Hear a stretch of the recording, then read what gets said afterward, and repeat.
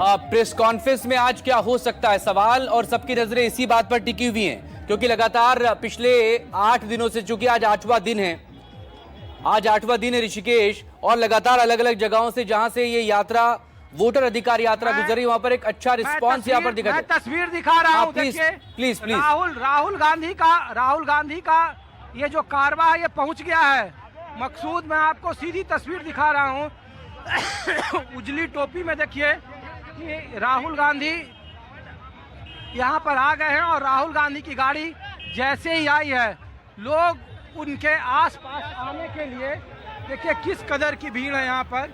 ये तस्वीर मैं आपको दिखा रहा हूँ, राहुल गांधी का काफिला मेरे सामने देखिए, मेरे पीछे राहुल गांधी लोगों का इस्तकबाल कर रहे हैं और मैं कोशिश करूँगा कि राहुल गांधी आपको कैमरे से दिखे। देखिए मुकेश सहनी, तेजस्वी यादव यहाँ पर, और पप्पू यादव भी दिख रहे हैं मकसूद। पहली बार पप्पू यादव तेजस्वी यादव के साथ किसी एक मंच पर दिख रहे हैं और एक बड़ा राजनीतिक संकेत है जिसका इंतजार इस सीमांचल के लोगों का था, जिसका इंतजार इस तरफ के लोगों का था। वो तस्वीर मैं आपको दिखा रहा हूँ कि देखिए कि किस तरीके का भीड़ है और किस तरीके के लोग हैं। पप्पू यादव, तेजस्वी यादव, राहुल गांधी, इधर के जो तमाम नेता हैं वो सब लोग एक मंच पर हैं और राजनीतिक संदेश साफ है। अब तक बार बार ये सवाल पूछा जा रहा था कि क्या पप्पू यादव और तेजस्वी यादव एक मंच पर आएंगे, क्या दोनों की राजनीतिक दूरियां खत्म हो गई है। लोकसभा चुनाव के दरमियान में दोनों आमने सामने थे, बतौर निर्दलीय चुनाव जीते थे पप्पू यादव। तो पप्पू यादव भी अब उस गाड़ी पर है, उस ओपन जिप्सी पर है जिस पर तेजस्वी यादव है, जिस पर मुकेश सहनी है, जिस पर दीपांकर भट्टाचार्य है। मकसूद बिल्कुल वो नजर आ रहा है। और ये पप्पू यादव का वीडियो उस वक्त भी सामने आया था जब रास्ते में राहुल गांधी से उन तमाम लोगों को वो मिलवा रहे थे जिन लोगों के नाम कटे इस SIR में, वो भी तस्वीर हमने देखी थी। और इससे पहले ऋषिकेश हमने ये भी देखा था कि कैसे एक सवाल उठ गया था जब पिछले दिनों एक रैली हुई थी और मंच पर नहीं आ पाए थे कन्हैया कुमार, पप्पू यादव। लेकिन सीमांचल में पप्पू यादव की ताकत, पप्पू यादव का राजनीतिक उनकी हैसियत, और पप्पू यादव ने पूर्णिया से लोकसभा का चुनाव निर्दलीय जीता है, भले ही महागठबंधन के उम्मीदवार ना बन पाए हो। तो ये दरअसल उनकी राजनीतिक ताकत को दिखाता भी है सीमांचल में कि पप्पू यादव को हल्के में नहीं लिया जा सकता। बिल्कुल मकसूद, देखिए दो फैक्टर जो सीमांचल की 24 सीट है उसके लिए इंडिया गठबंधन के लिए सबसे बड़ी चुनौती के तौर पर रही है।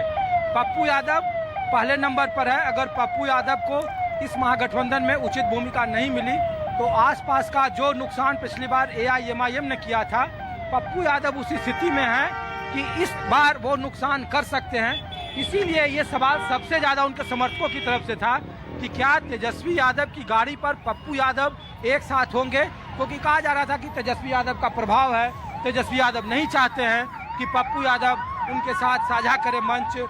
दोनों आमने सामने थे, RJD की बीमा भारती और पप्पू यादव। जानबूझकर आप नहीं कर सकते, लेकिन कांग्रेस चाहकर भी पप्पू यादव का समर्थन नहीं कर सकती थी।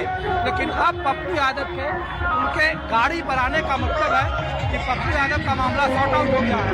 तो दूसरा जो असदुद्दीन ओवैसी का मामला है उसको लेकर जरूर एक बड़ी चुनौती है, क्योंकि वो चिट्ठी लिख रहे हैं, वो कह रहे हैं कि हमें गठबंधन में जगह दीजिए, हम समान विचारधारा वाले लोग हैं, और लेकिन अब तक उसका नाम जवाब है।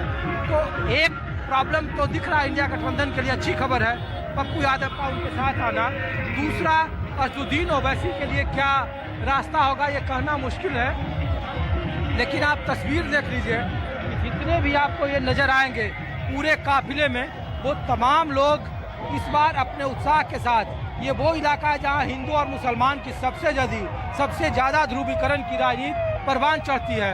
और जिस जगह पर, जिस एरिया में ये रैली हो रही है, वो तस्वीर मैं फिर दिखा रहा हूँ, वो कांग्रेस के कोटे में है। जोकीहाट बगल में जो सबसे ज़्यादा मुस्लिम बहुल इलाका है, वहाँ भी इस बार, पिछले बार MIM चुनाव जीती थी, लेकिन बाद में RJD के पार्टी में शामिल हो गए थे तस्लीमुद्दीन को जो बेटे हैं। तो इस बार वो चुनौती कितनी बड़ी है, कितना वोट में बिखराव होगा, कितना बंटवारा होगा, ये कहना मुश्किल है। लेकिन एक बात जरूर है कि इस यात्रा के जरिए कांग्रेस और महागठबंधन को अपने वोट बैंक को पोलराइज करने में ज़्यादा मजबूती मिलेगी, उनका वोट बैंक उनके साथ इंटैक्ट रहे।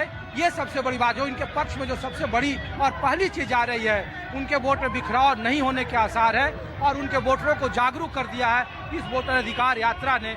जो मुद्दे उठाए जा रहे हैं उन मुद्दों के जरिए कोशिश है कि आम लोगों के मानस को छुआ जाए। उसमें न केवल मुसलमान हो बल्कि हिंदू का वो तबका जो दलित है, पिछड़ा है, अल्पसंख्यकों के साथ वो वंचित है, जिसको बिहार में एक्सट्रीम बैकवर्ड क्लास यानी ईबीसी वोटर कहा जाता है, और उसको साधने की ये कवायद भी से कहा जा रहा है इस राजनीतिक यात्रा को।